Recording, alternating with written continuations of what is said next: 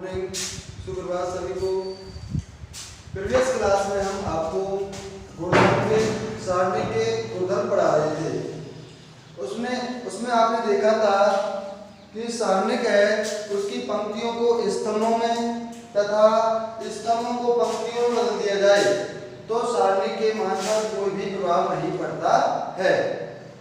गुणधर्म number first था, यदि सारणी की पंक्ति और स्तंभों को यदि सारणी की सभी पंक्ति और स्तंभों को आपस में बदल दिया जाए तो सारणी के मान पर कोई भी प्रभाव नहीं पड़ता था।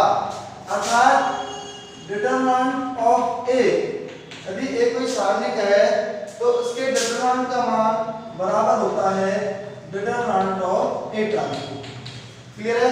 तो ये आपका था गुणधर्म नंबर फर्स्ट। यदि किसी सारणी की पंक्ति और स्तंभों को आपस में बदल दिया जाए तो सारणी के मान पर कोई भी प्रभाव नहीं पड़ता है। इसके बाद आपने दूसरा गुणधर्म पढ़ा था, यदि सारणी की किन्हीं भी दो पंक्तियों या फिर किन्हीं भी दो स्तंभों को आपस में बदल दें तो सारणी का मान तो वही रहता है लेकिन सारणी का चिन्ह परिवर्तित हो जाता है। अर्थात सपोज आपके सामने कोई सारणिक है 1 2 3 4।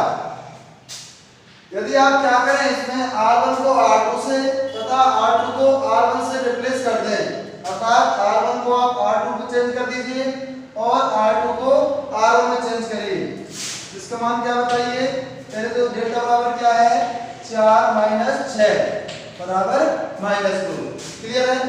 अब देखिए, अब मैं क्या कर रहा हूं, पहली पंक्ति की जगह पर दूसरी पंक्ति रखूंगा और दूसरी पंक्ति के स्थान पर पहली पंक्ति रखूंगा तो आपको मिलेगा 3 4 1 और 2। आपने क्या किया है, जो पहली पंक्ति है उसे दूसरी पंक्ति के जगह रखा है और दूसरी पंक्ति को पहली पंक्ति के स्थान पर रखा है। अब इसका मान निकालिए, क्या है बताइए? 6 - 4 बराबर 2।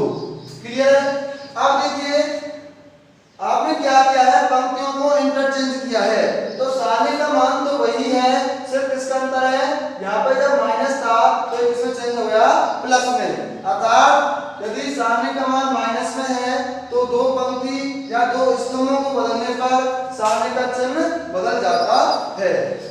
इसके बाद आपने देखा था, यदि सारणी की कोई भी दो पंक्ति या कोई भी दो स्तंभ समान है, यदि सारणी की कोई भी दो पंक्ति या कोई भी दो स्तंभ समान है तो उस सारणी का जो मान है क्या होता है? उस सारणी का मान 0 होता है। अर्थात देखिए एग्जांपल में देखिए 1 2 1 और 2। ये आपके सामने कोई सारणी है, इसकी दोनों पंक्ति क्या है? समान है। तो मैंने बताया था, यदि किसी सारणी की कोई भी दो पंक्ति या कोई भी दो स्तंभ समान है तो उस सारणी का मान क्या होता है? 0। इसको सॉल्व करिए, ये आपको मिलेगा 1 - 2 बराबर 2 - 2 बराबर 0। अर्थात यदि कोई भी दो पंक्ति या कोई भी दो स्तंभ समान हो, इसका मतलब यह है उस सारणी का मान क्या है? 0 होगा। उसके बाद आपने देखा था, यदि किसी सारणी का कोई भी पंक्ति या कोई भी स्तंभ, किसी भी सारणी का कोई भी पंक्ति या कोई भी स्तंभ 2 या 2 से अधिक संख्याओं के योगफल के रूप में है, यदि किसी सारणी का कोई भी पंक्ति या कोई भी स्तंभ का प्रत्येक अवयव 2 या 2 से अधिक संख्याओं के योगफल के रूप में है तो आप उस सारणी को उसी क्रम की 2 या 2 से अधिक सारणिकों के योगफल के रूप में व्यक्त कर सकते हैं। एग्जांपल के लिए देखिए, आपको दिया हुआ है a + b a1 b1 c1 d1, a2 + b2 c2 d2, a3 + b3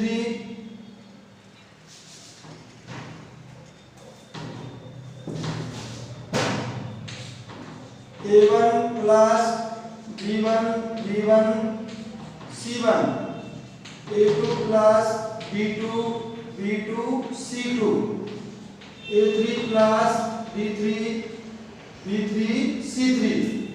देखिए इसमें क्या है, आपका जो प्रथम स्तंभ है वो दो दो संख्याओं के योगफल के रूप में है। तब सारणी का गुणधर्म कहता है आप इस प्लस को दो दो सारणिकों के योगफल के रूप में व्यक्त कर सकते हो। अर्थात इस सारणी का जो मान है वो बराबर होगा A1 B1 C1 A2 B2 C2 A3 B3 C3 plus B1 B1 B1 C1 B2 B2 और C2। उसके बाद होगा आपका B3 B3 C3। इसका मतलब ये हुआ यदि कोई भी सारणिक का कोई भी पंक्ति या कोई भी स्तंभ दो या दो से अधिक संख्याओं के योगफल के रूप में है तो आप उसको अलग अलग करके लिख सकते हो।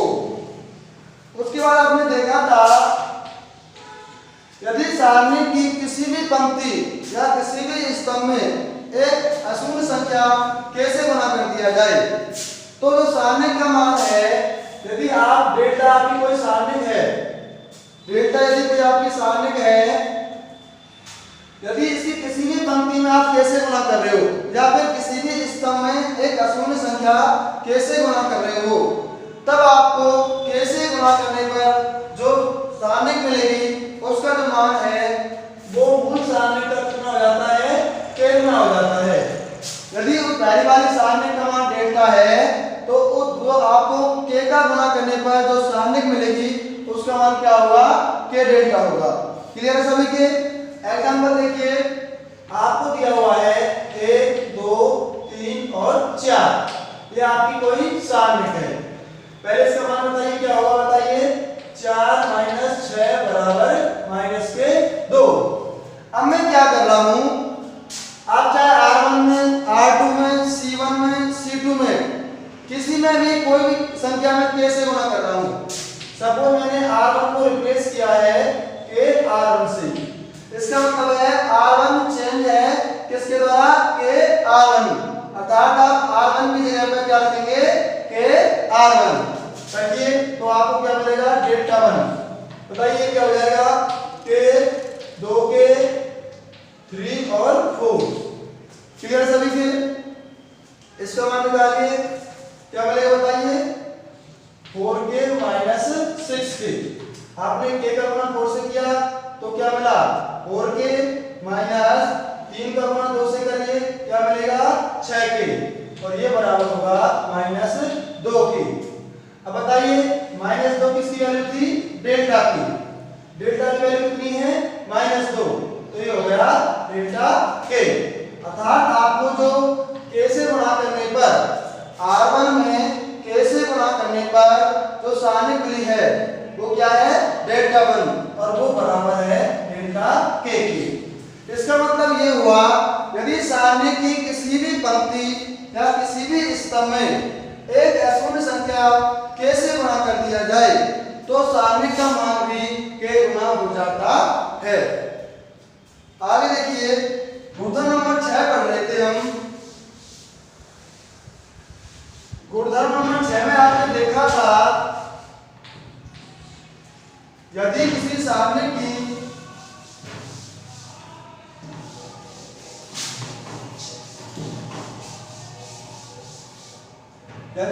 सारणी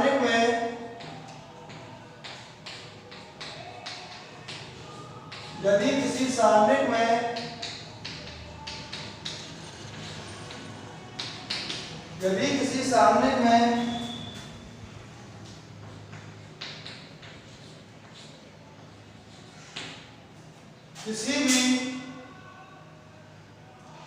किसी सारणिक में किसी भी गुणधर्म नंबर 6 है, यदि किसी सारणिक में किसी पंक्ति या स्तंभ के किसी पंक्ति या स्तंभ के प्रत्येक अवयव में एक पंक्ति या स्तंभ के संगत अवयवों का कोई अचर गुणज जोड़ दिया जाए या फिर घटा दिया जाए तो सारणी के मान पर कोई प्रभाव नहीं पड़ता है। अर्थात इसका मतलब क्या है, इसको आप एक एग्जांपल से देखिए। सपोज आपके सामने कोई सारणी है 1 2 3 4 5 6 7 8 और 9, इसको मैं नाम दे रहा हूं डेल्टा। अब मैं ये कह रहा हूं यदि आप कोई भी पंक्ति सपोज R1 के लिए यदि आप R1 को R1 प्लस के R2 से रिप्लेस कर दें, यदि आप R1 के प्रत्येक अवयव को R2 में k का गुणा करके क्या कर दें, R1 को रिप्लेस कर दें, तब भी सारणी के मान पर कोई भी प्रभाव नहीं पड़ता है। चाहे आप R2 को क्या कर दें, R2 प्लस के R1 को रिप्लेस कर सकते हो आप R1 प्लस के R2 से, या फिर आप रिप्लेस कर सकते हो R1 प्लस के R3 से। क्लियर है? आप इसी प्रकार R2 को चेंज कर सकते हो R2 प्लस के R1 से, या फिर R2 को चेंज कर सकते हो आप R2 प्लस के R3 से। क्लियर है सभी को? आपको सिर्फ यहाँ एक बात का विशेष ध्यान रखना है, जिस पंक्ति को आप चेंज कर रहे हैं उसका जो मल्टीपल है वो 1 आना चाहिए। आप जिस पंक्ति को चेंज कर रहे हैं, इसका मतलब क्या है, आप R1 को चेंज कर रहे हैं R1 प्लस के R2 से, आप जिसको चेंज कर रहे हैं उसका जो गुणांक है वो हमेशा कितना रहेगा, 1 रहेगा। क्लियर है? आप जो काम पंक्तियों के लिए कर रहे हो वही काम आप स्तंभों के लिए कर सकते हो। अब देखिए, मैं सपोज R1 को चेंज कर रहा हूं R1 प्लस 2R2 से। मैं R1 की जगह क्या रखूंगा, R1 प्लस 2R2 रखिए, तो डेल्टा बराबर हो जाएगा आपका, R1 को चेंज कर रहे हैं आप R1 प्लस 2R2 से, तो देखिए 1 R1 का अवयव क्या है, 1, और इसके संगत R2 का अवयव कौन सा है, 4, तो 4 में कितने का गुणा करेंगे, 2 का, तो 4 गुना 8, R1 की वैल्यू क्या है, 1, तो आपको R2 में 2 का गुणा करके R1 में जोड़ना है, तो 4 में 2 का गुणा करिए, क्या आएगा 8, और 8 में 1 जोड़ेंगे तो 9। इसी प्रकार से 5 में 2 का गुणा करिए, क्या मिलेगा 10, और 10 में 2 जोड़िए, क्या मिलेगा 12। अब यहाँ देखिए 6 में 2 का गुणा करिए, आपको R2 में 2 का गुणा करना है और फिर R1 में जोड़ना है, तो 6 में 2 का गुणा करिए, क्या मिलेगा 12, और 12 में 3 जोड़िए, क्या मिलेगा 15। क्लियर है सभी के? अब आपने R2 और R3 में कोई चेंज नहीं किया है, तो आप इसको ऐसे कैसे रख दीजिए, 4 5 6 7 8 और 9। अब ये कह रहा है जब आपने पंक्ति को के प्रत्येक अवयव को अन्य पंक्ति या स्तंभ आपने क्या किया है, R1 को चेंज किया है R1 प्लस 2R2 से, तो ये गुणधर्म कहता है अगर आप ऐसा करते हैं तब भी सारणी के मान पर कोई भी प्रभाव नहीं पड़ता है। अर्थात आप किसी भी पंक्ति या किसी भी स्तंभ को अन्य पंक्ति में अचर गुणज को जोड़ने या घटाने पर सारणी के मान पर कोई प्रभाव नहीं पड़ता है। आप डेल्टा का मान निकालना और डेल्टा 1 का मान निकालना, इसका नाम दे रहा हूं मैं डेल्टा 1, और आप देखेंगे कि दोनों का मान क्या आएगा, बराबर आएगा। क्लियर है? कि आप चेक करना कि आप डेल्टा इसका मान निकालना और इसका मान निकालना, दोनों क्या है, बराबर आएंगे, यही गुणधर्म कहता है। कौन सा? 6। अगला देखिए, अगला गुणधर्म क्या कहता है,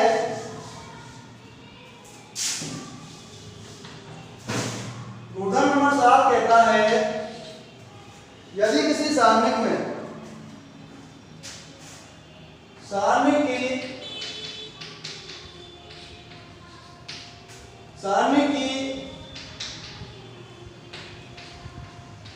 कोई भी पंक्ति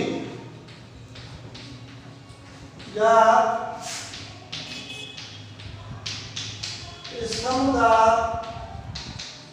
प्रत्येक अवयव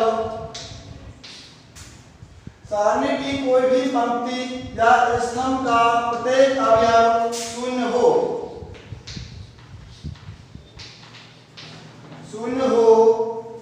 तो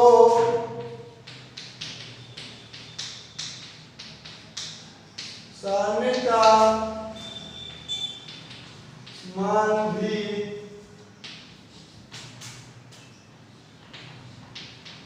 शून्य होता है।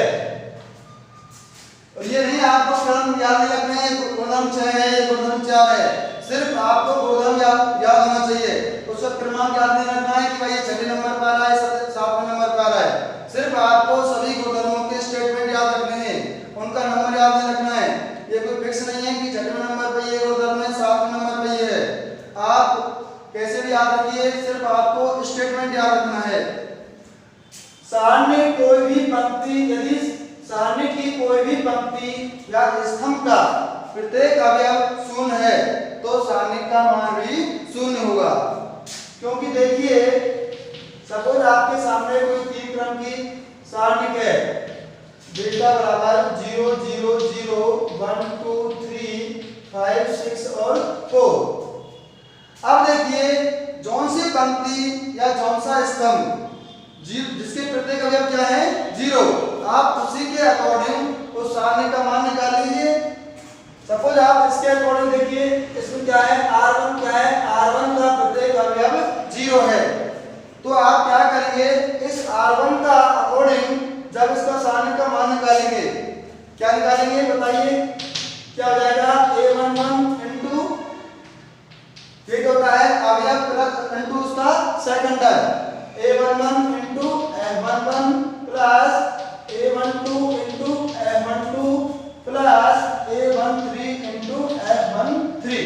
भाई सारणी का मान ऐसे तो निकालते हैं, अवयव इंटू उसका सेकेंडर प्लस आपका ये क्या है A11 A12 A13। क्या करना है, उनके संगत सेकंडों का गुणा करके योग करना है। अब देखिए यहाँ पर A11 क्या है 0, A12 भी क्या है 0, A13 भी क्या है 0।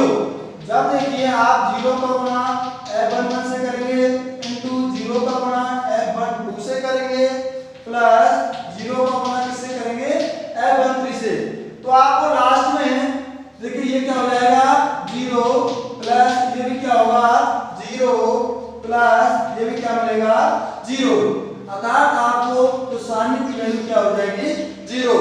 तो याद रखेंगे यदि सारणी की कोई भी पंक्ति या कोई भी स्तंभ यदि उसका प्रत्येक अवयव 0 है, इसका मतलब ये हुआ उस सारणी का मान भी क्या होगा 0 होगा।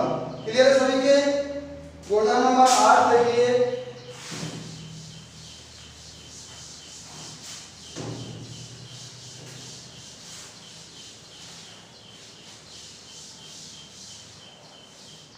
गुणधर्म नंबर 8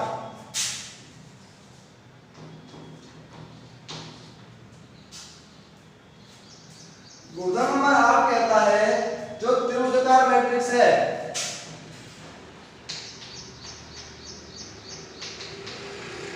त्रिभुजाकार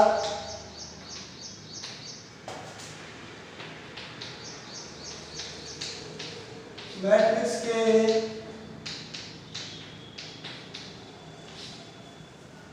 सारणी का मान उसके विकर्णों के गुणनफल के बराबर होता है। जो त्रिभुजाकार मैट्रिक्स है उसके सारणी का जो मान है उसके विकर्णों के गुणनफल के बराबर होता है। देखिए आपकी त्रिभुजाकार मैट्रिक्स है वो 2 टाइप की होती है, या तो विकर्ण के अवयवों से ऊपर के सारे अवयव 0 होते हैं या फिर विकर्ण के नीचे के सारे अवयव 0 होते हैं। सपोज आपके सामने ये आपकी त्रिभुजाकार मैट्रिक्स हो गई A 0 0 B C 0 E F और 0, इसका नाम जी रख दीजिए। तो मैं आप बताइए ये आपकी कोई सारणिक है, ये क्या है? त्रिभुजाकार मैट्रिक्स, और इसकी सारणिक आपको ये मिल गई।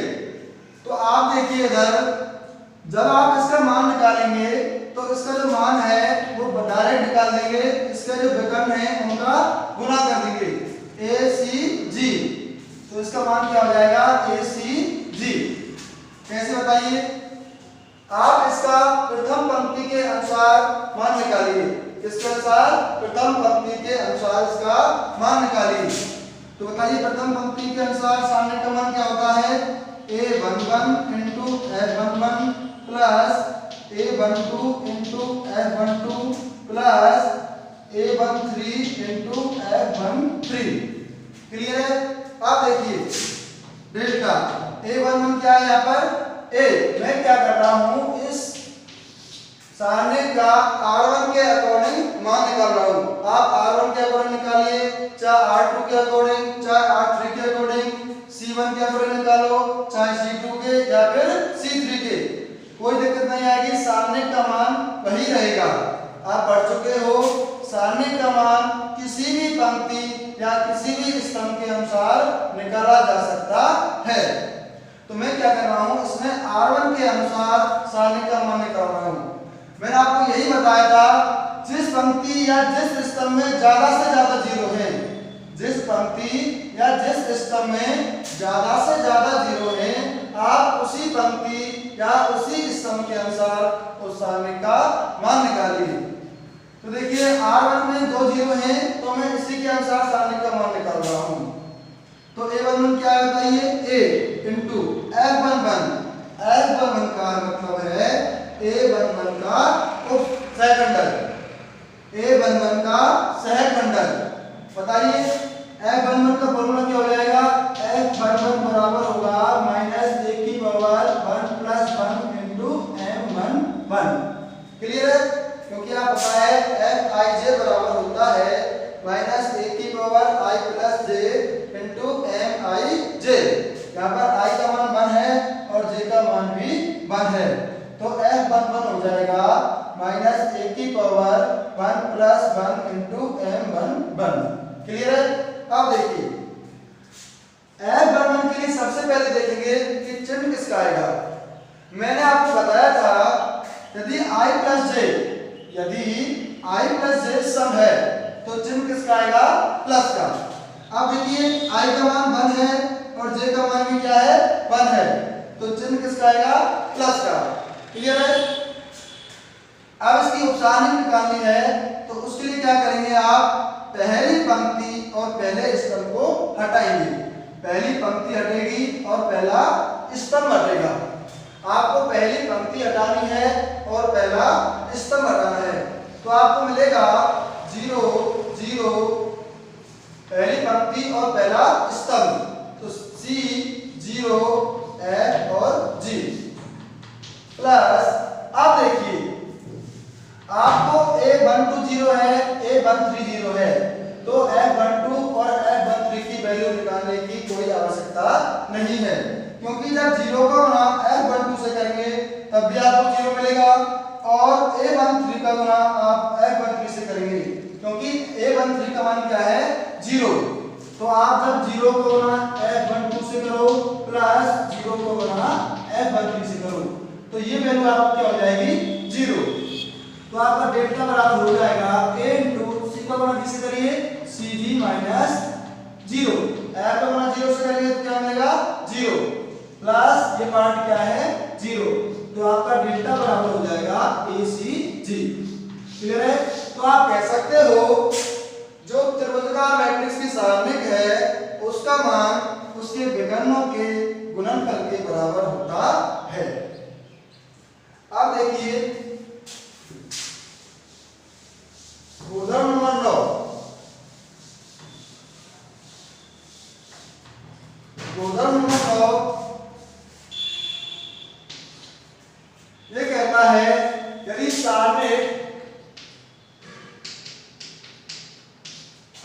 सारणिक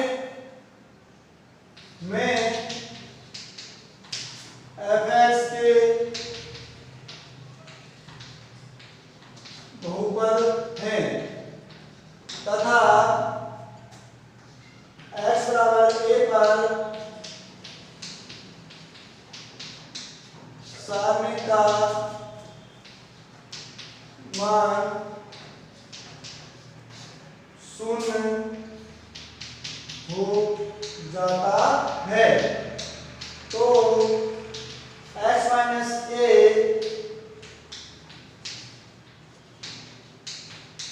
सारणिक का एक खंड होता है। दोबारा से देखिए, यदि सारणिक में क्या है fx के बहुपद हैं, यदि किसी सारणिक में fx के बहुपद हैं तथा x बराबर a पर सारणिक का मान शून्य हो जाता है तो x माइनस a सारणिक का एक खंड होता है।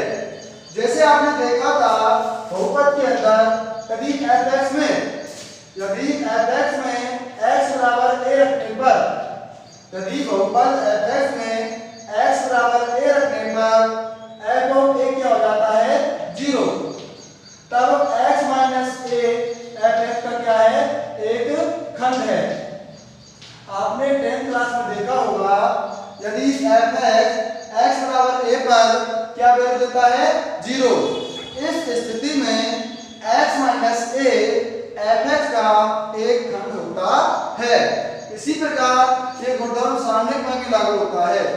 यदि सारणिक fx का एक बहुपद है तब यदि x बराबर a पर सारणिक का मान शून्य हो जाता है, इसका मतलब यह हुआ कि x माइनस a सारणिक का एक खंड होगा। क्लियर है? एग्जाम्पल से देखिए,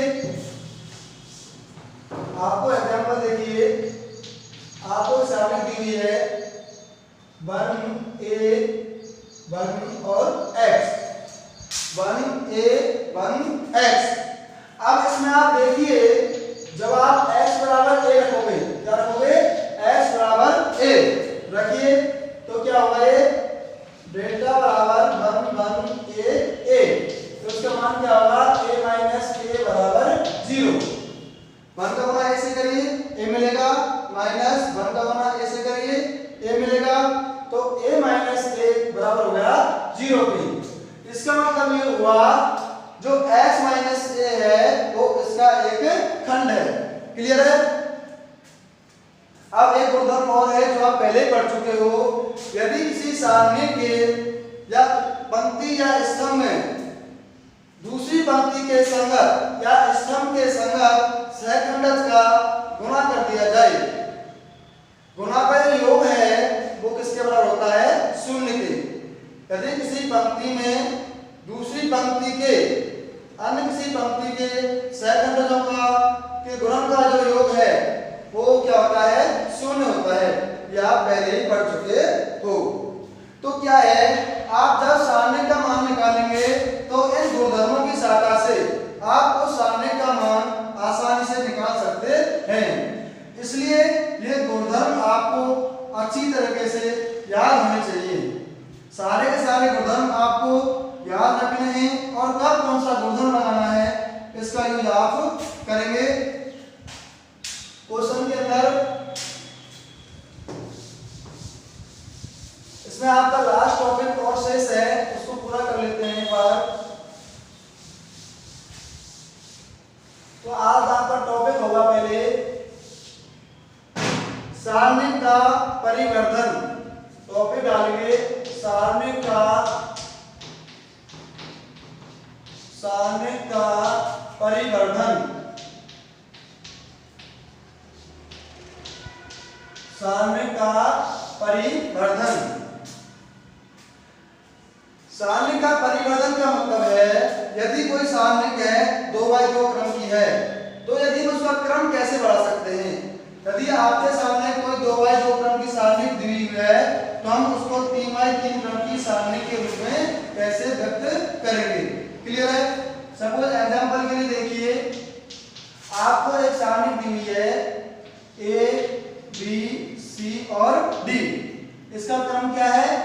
3/2। अब मैं क्या करना चाह रहा हूं, इस 2/2 क्रम की सारणी को किसमें चेंज करना चाह रहा हूं, 3/3 क्रम की सारणी में चेंज करना चाहता हूं। सारणी का परिवर्तन का मतलब है सारणी के क्रम में बढ़ोतरी। मैं 2/2 क्रम की सारणी को 3/3 क्रम की सारणी में परिवर्तित करना चाहता हूं। आप ध्यान से देखिए, 2/2 की सारणी 3/3 में परिवर्तित कब होगी, जब आप उसमें एक पंक्ति ऐड करोगे और एक स्तंभ ऐड करोगे। यदि 2/2 क्रम की सारणी में एक पंक्ति और एक स्तंभ और ऐड कर दिया जाए और जोड़ दिए जाए तो 2/2 क्रम की जो सारणी है इसमें चेंज हो जाएगी 3/3 क्रम की सारणी में। अब आप कौन सी पंक्ति जोड़ेंगे और कौन सा स्तंभ जोड़ेंगे। अब देखिए, आपको एक बात का ध्यान रखना है कि जो आप एक पंक्ति और एक स्तंभ जोड़ रहे हो उसमें आपको विकर्ण का अवयव हमेशा एक रखना है, विकर्ण का अवयव एक रखना है और शेष सारे अवयव 0 रखने हैं। दोबारा से ध्यान से सुनिए, जब आपको सारणी का क्रम में वृद्धि करनी हो, अर्थात 2/2 से 3/3 की करनी हो या 3/3 क्रम से 4/4 की करनी हो, तो क्या करेंगे, आप उसमें एक पंक्ति और एक स्तंभ और ऐड करेंगे। भाई तभी तो 2/2 की 3/3 में चेंज होगी। जब आप एक पंक्ति और ऐड कर देंगे तो पंक्ति कितनी हो जाएंगी, 3, और इसमें एक स्तंभ और ऐड करेंगे तो स्तंभ कितने हो जाएंगे, 3। तो सिर्फ आपको एक पंक्ति और एक स्तंभ ऐड करना है और इस प्रकार उसको जोड़ेंगे कि जो विकर्ण का अवयव है वो एक रखना है और सारे अवयव 0 रखने हैं। सपोज इस सारणी का नाम है डेल्टा। तो देखिए, मैं इस डेल्टा को इस प्रकार भी लिख सकता हूं। इसमें आपको एक पंक्ति और ऐड करनी है। मैं पहली पंक्ति और पहला स्तंभ ऐड कर रहा हूं उसमें। तो बताइए, मैंने आपको बताया था जो विकर्ण का अवयव है वो तो क्या रखना है, 1, और इसके अलावा जितने भी अवयव हैं वो क्या रखने हैं, 0 रखिए। ये भी 0 होगा, ये भी 0 होगा, ये भी 0 होगा और ये भी 0 होगा। क्लियर है। दोबारा ध्यान से देखेंगे, मैं इसमें एक पंक्ति और एक स्तंभ और ऐड कर रहा हूं और इस प्रकार ऐड करेंगे कि जो विकर्ण का अवयव है उसको 1 रखेंगे तथा इसके अलावा पंक्ति और स्तंभ के सारे अवयव आपको क्या रखने हैं, 0 रखने हैं।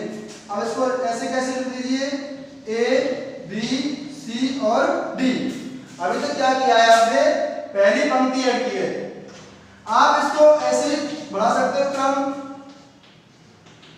अब क्या कर रहा हूं मैं, दूसरी पंक्ति और दूसरा स्तंभ बढ़ा रहा हूं। या तो आप पहली पंक्ति पहला स्तंभ बढ़ा सकते हो या फिर आप दूसरी पंक्ति दूसरा स्तंभ बढ़ा सकते हो। तो बताइए, जब आप दूसरी पंक्ति और दूसरा स्तंभ बढ़ाएंगे तो आप क्या करेंगे, आप क्या कर रहे हैं, दूसरी पंक्ति और दूसरा स्तंभ बढ़ा रहे हैं। क्या कर रहे हैं, दूसरी पंक्ति और दूसरा स्तंभ बढ़ा रहे हैं। तो आपको क्या करना है, जो विकर्ण का अवयव है वो तो 1 रखना है और दूसरी पंक्ति के सारे अवयव 0 होंगे और दूसरे स्तंभ के भी सारे अवयव 0 होंगे। दोबारा से देखिए, अभी तो मैं क्या कर रहा था, पहली पंक्ति और पहले स्तंभ को बढ़ाया था, पहली पंक्ति और पहले स्तंभ को बढ़ाया था। तो क्या किया है, विकर्ण का अवयव तो आपको 1 रखना है और शेष अवयव 0 रखने हैं। आप क्रम इस प्रकार से बढ़ा सकते हो या फिर इसका दूसरा तरीका है, आप दूसरी पंक्ति या फिर दूसरा स्तंभ बढ़ाइए, दूसरी पंक्ति दूसरा स्तंभ बढ़ाइए। आपको यहाँ एक बात का विशेष ध्यान रखना है कि जो मुख्य विकर्ण का अवयव है, मुख्य विकर्ण का अवयव मतलब जिसके लिए I और J का मान समान है, उसका मान तो आपको 1 रखना है और उस पंक्ति और उस स्तंभ के सारे अवयव 0 होंगे। अब देखिए, दूसरा स्तंभ में सिर्फ एक अवयव बन रहेगा और शेष अवयव 0। इसी प्रकार से दूसरी पंक्ति का प्रत्येक अवयव 0, सिर्फ किसको छोड़कर, विकर्ण के अवयव को छोड़कर। अब आपकी जो सारणी है उसको लिख दीजिए A, B, C और D। क्लियर है सभी के। और इसका तीसरा तरीका भी है, आप इसमें तीसरी पंक्ति और तीसरा स्तंभ जोड़ सकते हैं।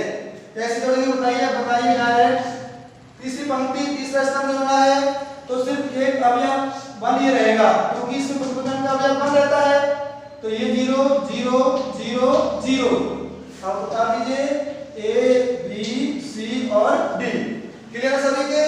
तो दोबारा ध्यान से देखेंगे, जब आपको किसी सारणी का परिवर्तन करना है, क्या करना है? सारणी का परिवर्तन। सारणी का परिवर्तन का मतलब है सारणी के क्रम में बढ़ोतरी।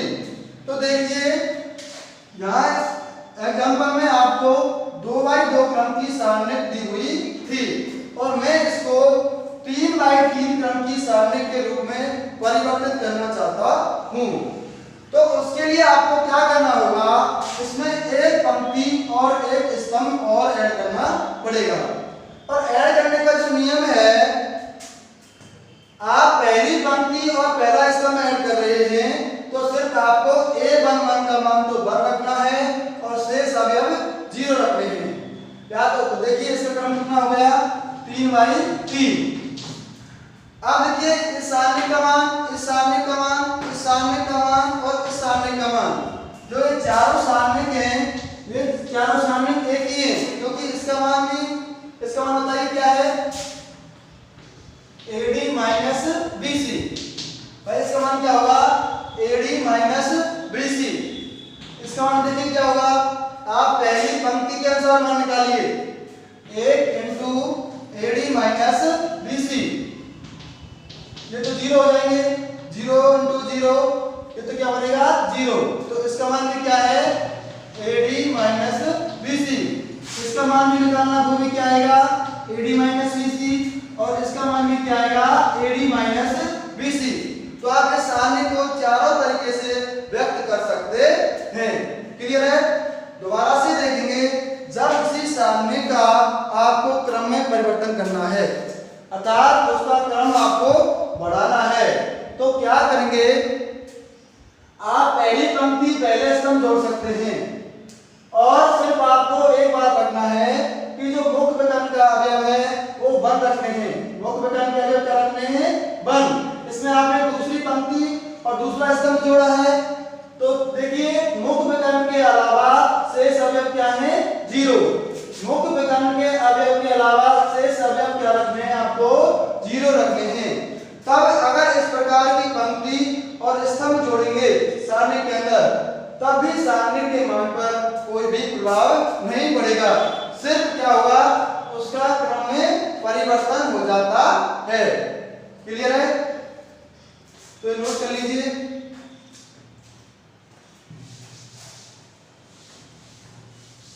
अगला लिखेंगे,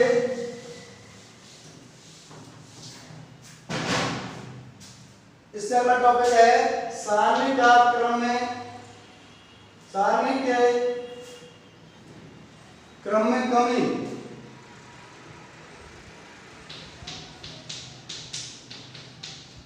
सारणी के क्रम में बढ़ोतरी लिख लीजिए चाहे कमी लिख लीजिए। सारणी के क्रम में बढ़ोतरी। अब देखिए इसमें तो मैं क्या कर रहा था? सारणी के क्रम को बढ़ा रहा था। अब यदि हमको सारणी का जो क्रम है 3x3 से 2 करना है तो कैसे करेंगे? एग्जांपल में देखिए, सपोज आपको एक सारणी रखी है 1 0 2 5 6 7 8 और 9। अब देखिए यदि सबसे पहला क्रम है, आप किसी भी पंक्ति या किसी भी स्तंभ में 2 0 बनाएंगे। क्या करेंगे? 2 0 बनाएंगे। किसी भी पंक्ति या किसी भी स्तंभ में बना लीजिए और आप उसी जिस पंक्ति में और जिस स्तंभ में आपने 2 0 बनाई हैं उसी के अनुसार उसका क्या कर दीजिए? प्रसार कर दीजिए। तब आपका जो सारणी है, यदि कोई 3x3 क्रम की है तो वो कितने की रह जाएगी? 2x2 की। एग्जांपल में देखिए, इसका क्या है? क्रम 3x3। इसमें आपको पहले से ही R1 के अंदर 2 0 दी हुई है। जब आप R1 के अनुसार इसका मान निकालेंगे, निकालिए, A into A11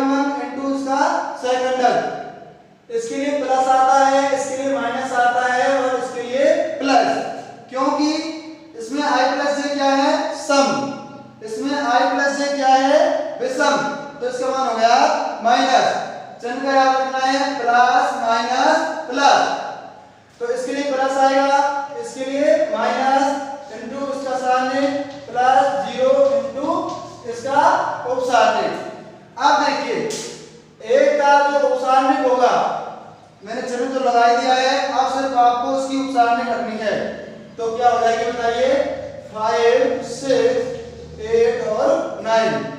इसकी उतारने कुछ भी हो रखने की आवश्यकता ही नहीं है, क्योंकि 0 का गुणा उतारने से करेंगे तो क्या मिलेगा? 0 मिलेगा। तो ये हो गया 5, 6, 8 और 9। इसका क्रम क्या है बताइए? 2/2। इसका क्रम क्या था? 3/3। इसका क्रम क्या हो गया? 2/2। अब देखिए दोनों का मान में क्या होगा? समान होगा।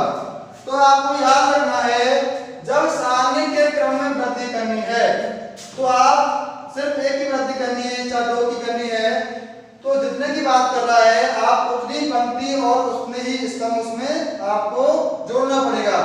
और जोड़ने का सिस्टम ये है, आप दूसरी पंक्ति और दूसरा स्तंभ जोड़ रहे हैं, या तो पहली पंक्ति पहला स्तंभ जोड़ सकते हैं, दूसरी पंक्ति दूसरा स्तंभ जोड़ सकते हैं, या फिर तीसरी पंक्ति तीसरा स्तंभ जोड़ सकते हैं। जब पहली पंक्ति और पहला स्तंभ जोड़ रहे हैं तो आपको याद रखना है विकर्ण का अवयव तो 1 रखना है और शेष अवयव 0 रखने हैं। इसी प्रकार जब आप दूसरी पंक्ति और दूसरा स्तंभ जोड़ रहे हैं तो आपको विकर्ण का अवयव 1 रखना है और शेष अवयव क्या होंगे? 0। इसी प्रकार जब आप तीसरी पंक्ति और तीसरा स्तंभ जोड़ रहे हैं तो आपको मुख्य विकर्ण का अवयव तो 1 रखना है और शेष अवयव 0 रखने हैं। कब? जब आपको सारणी का क्रम में वृद्धि करनी हो। यदि आपको क्या है सारणी के क्रम में घटोत्तरी करनी है तो क्या करेंगे आप? सबसे पहले किसी भी पंक्ति या किसी भी स्तंभ में क्या करेंगे? 2 0 बनाएंगे। क्या बनाएंगे? 2 0। और जिसमें आपने 2 0 बनाई है उसी पंक्ति या उसी स्तंभ के अनुसार उस सारणी का मान निकालेंगे। तो ये इसका मान हो गया। तो आप इसको देखिए, इसको ऐसे कैसे रखिए, तो इस सारणी का मान और इस सारणी का मान बराबर है, लेकिन इसका क्रम तो क्या है? 3/3 और इसका क्रम क्या हो गया? 2/2। क्लियर सभी को?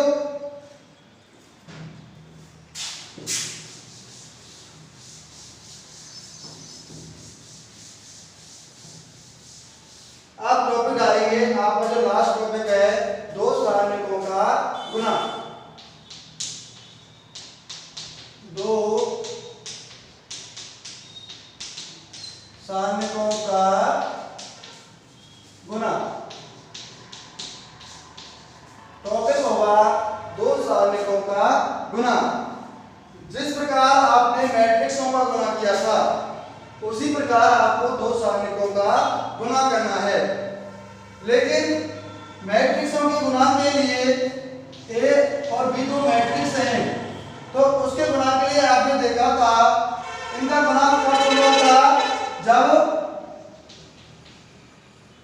जो ए है उसमें स्तंभों की संख्या, जब ए में स्तंभों की संख्या बी की पंक्तियों की संख्या के समान हो, तब मैट्रिक्सों में आप ए का गुना बी से करते थे।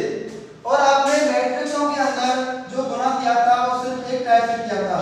कैसे? पंक्ति का गुना स्तंभ से। कैसे किया था? पंक्ति का गुना स्तंभ से किया था। लेकिन तो 2 सारणिकों का जो गुना है वो 4 तरीका से किया जा सकता है। आप 2 सारणिकों का जो गुना है वो 4 तरीके से कर सकते हैं। पहला तरीका है पंक्ति का पंक्ति से गुना। पंक्ति का पंक्ति से गुना। दूसरा है पंक्ति का स्तंभ से गुना।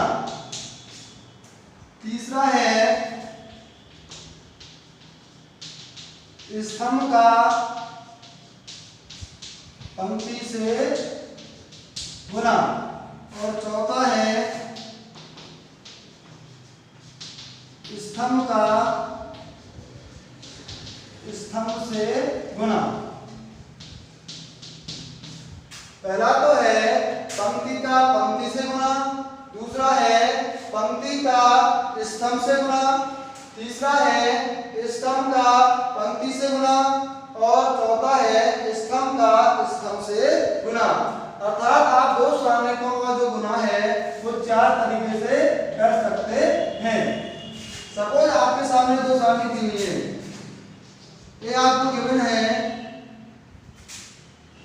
अल्फा 1 बीटा 1 अल्फा 2 बीटा 2 और आपकी दूसरी सारणी बी है जो है a1 b1 c1 और d1। क्लियर है? आपको दो सारणी दी हुई है a और b। ए सारणी का है बराबर है अल्फा 1 बीटा 1 अल्फा 2 बीटा 2 और सारणी दूसरी है भी आपकी a1 b1 c1 और d1। आपको क्या निकालना है? a भी निकालना है। क्या निकालना है? a भी। अर्थात आपको सारणी a का गुना किससे करना है? b से करना है। तो आप चार तरीके से इसका गुना कर सकते हो। पहला तो पंक्ति का पंक्ति से गुना। तो क्या करेंगे आप? पहली पंक्ति से गुना करिए, फिर पहली पंक्ति का दूसरी पंक्ति से गुना करिए। पहले गुना कर रहा हूं मैं पंक्ति का पंक्ति से, रो टू रो। इसका से आप मतलब क्या है? पंक्ति का गुना पंक्ति से। तो पहली पंक्ति का गुना पहली पंक्ति से करिए। क्या करना है? अल्फा 1 का गुना किससे करेंगे? a1 से। तो ये हो जाएगा अल्फा 1 a1 प्लस बीटा 1 का गुना किससे करेंगे? b1 से। तो ये हो जाएगा बीटा 1 b1। क्लियर है? तो पहली पंक्ति से अब करेंगे पहली पंक्ति का दूसरी पंक्ति से। तो करिए अल्फा 1 का गुना किससे करेंगे? c1 से। Alpha 1 c1 plus beta 1 d1। Clear है सभी को? अब करेंगे दूसरी पंक्ति का पहली पंक्ति से। तो ये हो जाएगा alpha 2 a1 plus beta 2 b1 beta 2 b1। इसी प्रकार दूसरी पंक्ति का गुना करेंगे आप दूसरे पंक्ति से। Alpha 2 c1 plus beta 2 d1। Clear है सभी को? तो ये हो गया पंक्ति का गुना पंक्ति से। अब आप गुना कर सकते हो। ये तो गया पहला तरीका ए बी प्राप्त करने का। दूसरा तरीका है पंक्ति का स्तंभ से गुना। और ए बी निकालने का दूसरा तरीका क्या हो गया? आप गुना कर सकते हो आप पंक्ति का स्तंभ से गुना। पंक्ति का गुना करना है आपको स्तंभ से। जिस प्रकार से आप मैट्रिक्सों में गुना करते थे पंक्ति का स्तंभ से करिए। क्या मिलेगा बताइए? अब हम गुना कर रहे हैं पंक्ति का स्तंभ से अर्थात रो टू कॉलम। तो पहली पंक्ति का गुना पहले स्तंभ से करिए। क्या मिलेगा? Alpha 1 a1 alpha 1 a1 plus beta 1 c1 plus beta 1 c1। पहली पंक्ति पहला स्तंभ। अब करेंगे पहली पंक्ति दूसरा स्तंभ। तो ये हो जाएगा आपका अल्फा 1 पहली पंक्ति दूसरा स्तंभ alpha 1 b1 plus beta 1 d1। ये आप कर रहे हो रो का कॉलम से गुना। अब करेंगे आप दूसरी पंक्ति का पहले स्तंभ से। करिए क्या आएगा? Alpha 2 a1 plus beta 2 c1। अब आप करेंगे दूसरी पंक्ति का पहले स्तंभ से। तो नहीं पंक्ति का करना है स्तंभ है। पंक्ति स्तंभ alpha 2 b1 plus beta 2 d1। Clear है सभी को? तो इसी प्रकार अपना किया आपने पंक्ति का कॉलम से। अब तीसरा तरीका है स्तंभ का पंक्ति से। पहले स्तंभ का पहली पंक्ति से गुना करेंगे प्लस पहले स्तंभ का पहली पंक्ति से दूसरे स्तंभ का पहली पंक्ति से। फिर गुना करेंगे आप पहले स्तंभ का पहली पंक्ति से गुना कर रहे हो स्तंभ का पंक्ति से। तो पहले स्तंभ का पहली पंक्ति से, फिर पहले स्तंभ का दूसरी पंक्ति से, फिर गुना करेंगे आप पहले स्तंभ का पहली पंक्ति से और फिर गुना करेंगे आप दूसरे स्तंभ का दूसरी पंक्ति से। तो सिर्फ आपको एक ही याद रखना है, सिर्फ आपको पता होना चाहिए कि हम दो सारणिकों का गुना चार तरीके से कर सकते हैं। सिर्फ आप कोई सा एक तरीका याद रख लीजिए, पंक्ति का पंक्ति से याद रखिए, चाहे पंक्ति का स्तंभ से, कैसे भी कर लीजिए। आपको जैसे बात कर रहा है पंक्ति का स्तंभ से, पंक्ति का स्तंभ से कर रहे हैं तो हम एक ही पंक्ति लेंगे और बी का स्तंभ लेंगे। और यदि हम पंक्ति का पंक्ति से कर रहे हैं तो एक ही भी पंक्ति और बी की भी पंक्ति। जब स्तंभ का गुना स्तंभ से कर रहे हैं तो ए का भी स्तंभ लेंगे और बी का भी स्तंभ लेंगे। यदि हमको पंक्ति का गुना स्तंभ से करना है, इसका मतलब ये हुआ पंक्ति एक ही पंक्ति और बी का स्तंभ। तो सिर्फ आप एक ही तरीका रखना, ये वाला ये रख लो चाहे ये रख लो, सभी आसान है। स्तंभ का पंक्ति से करना है तो पहले स्तंभ पंक्ति, दूसरा स्तंभ पहली पंक्ति। क्लियर है सभी को? एक क्वेश्चन करते हैं इस पर आधारित।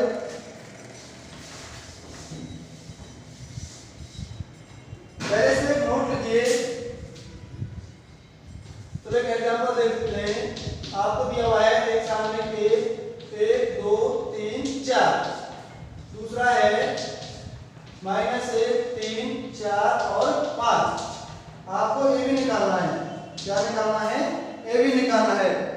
एक सारणी आपको ए दी हुई है और दूसरी सारणी आपको बी दी हुई है, आपको ए भी निकालना है। तो आप किसी प्रकार से गुना कर सकते हो, पंक्ति का पंक्ति से, या फिर पंक्ति का स्तंभ से, या फिर स्तंभ का पंक्ति से, या फिर स्तंभ का स्तंभ से। मैं आपको पहला ही तरीका बता रहा हूं, पंक्ति का पंक्ति से गुना। तो पहली पंक्ति का गुना करेंगे आप पहली पंक्ति से। तो बताइए एक का गुना -1 से करेंगे तो क्या आएगा? -1 प्लस 2 का गुना 3 से करिए क्या आएगा? 6। क्लियर सभी को? अब करेंगे पहली पंक्ति का दूसरी पंक्ति से। 1 का गुना 4 से करिए 4 प्लस 2 का गुना 5 से करिए कितना आएगा? 10। क्लियर है? अब करेंगे दूसरी पंक्ति का पहली पंक्ति से। तो 3 का गुना -1 से करिए -3 प्लस 4 का गुना 3 से करिए 12। क्लियर सभी को? अब करेंगे दूसरी पंक्ति का दूसरी पंक्ति से। 3 का गुना 4 से करिए 12 प्लस 4 का गुना 5 से करिए क्या आएगा? 20।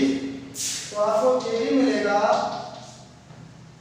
5 14 9 और 32। क्लियर? तो हो गया आपका ए बी। तो आप किसी भी प्रकार से दो सारणिकों का गुणा कर सकते हैं।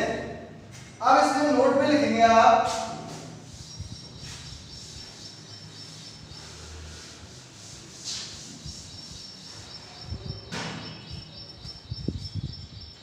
नोट डालेंगे और उसमें लिखेंगे दो असमान क्रम की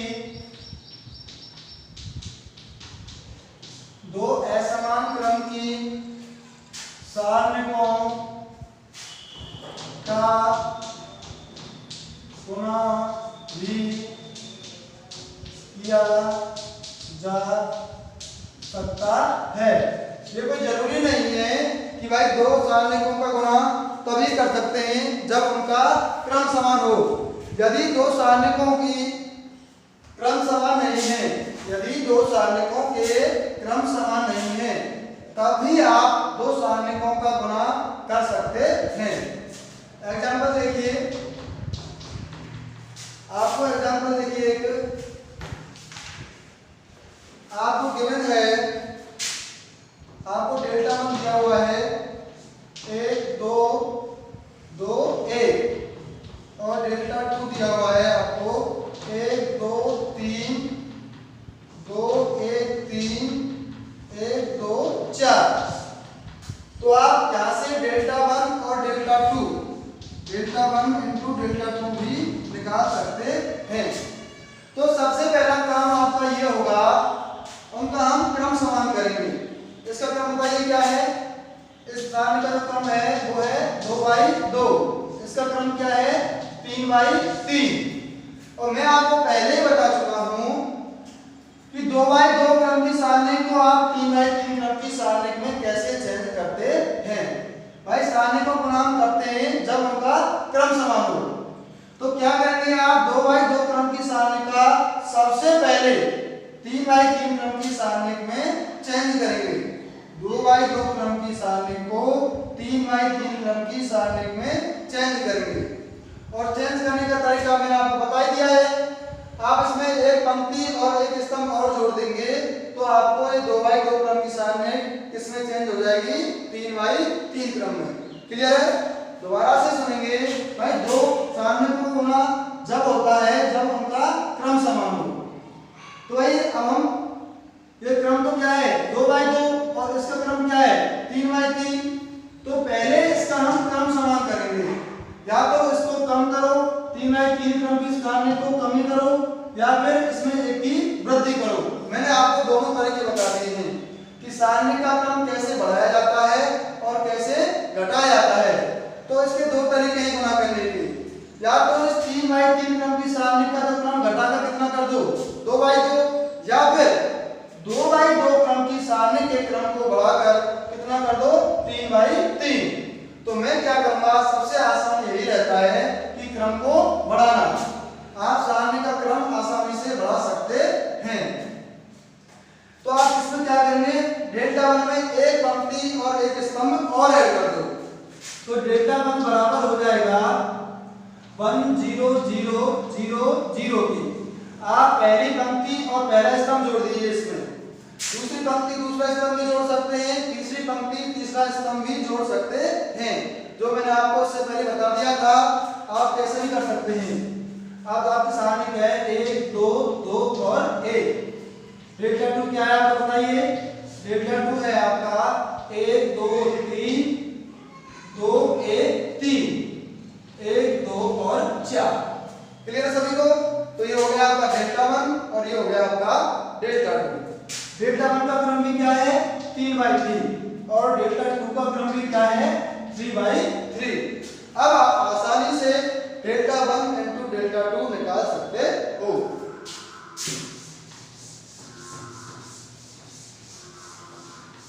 तो आपका डेल्टा 1 इंटू डेल्टा 2 बराबर होगा 1 0 0।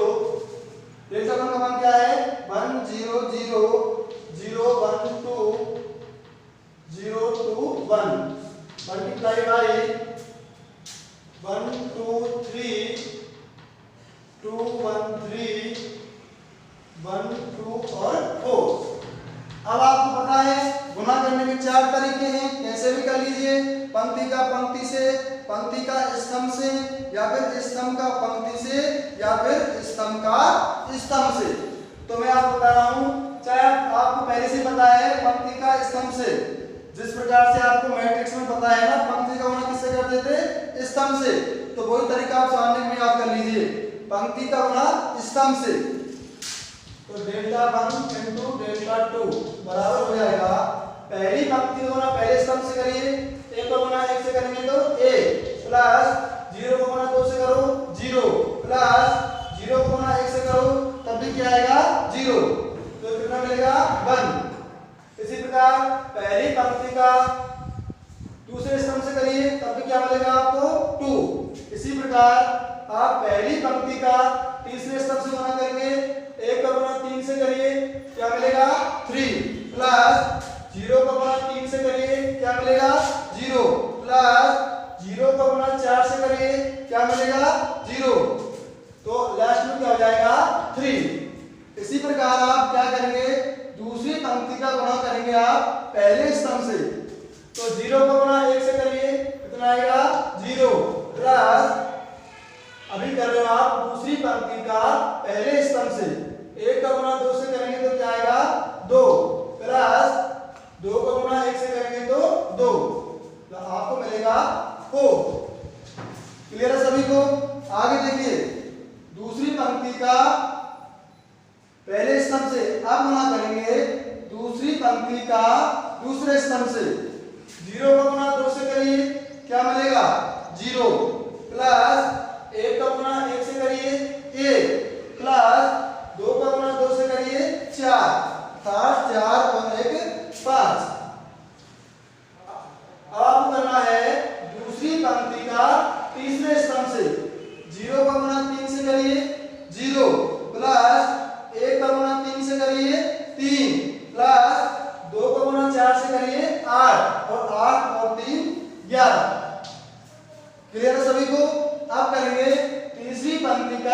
पहले स्तंभ से, तीसरी पंक्ति का पहले स्तंभ से 0 का गुणा 1 से करो 0 प्लस 2 का गुणा 2 से करो 4 प्लस 1 का गुणा 1 से करो 1, तो 0 प्लस 4 प्लस 1 बराबर हो जाएगा 5।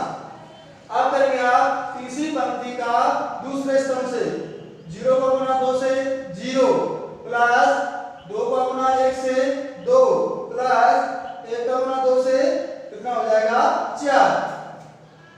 0 का गुणा 3 से करो 0 प्लस 2 का गुणा 3 से 6 प्लस 1 का गुणा 4 से करो 4, तो 6 और 4 10। तो आपको मिलेगा डेल्टा 1 इंटू डेल्टा 2 बराबर 1 2 3 4 5 11, 5 7 5 4 और 10। क्लियर है सभी को? तो आप इस तरीका से आसानी से दो समीकरणों का गुणा कर सकते हैं।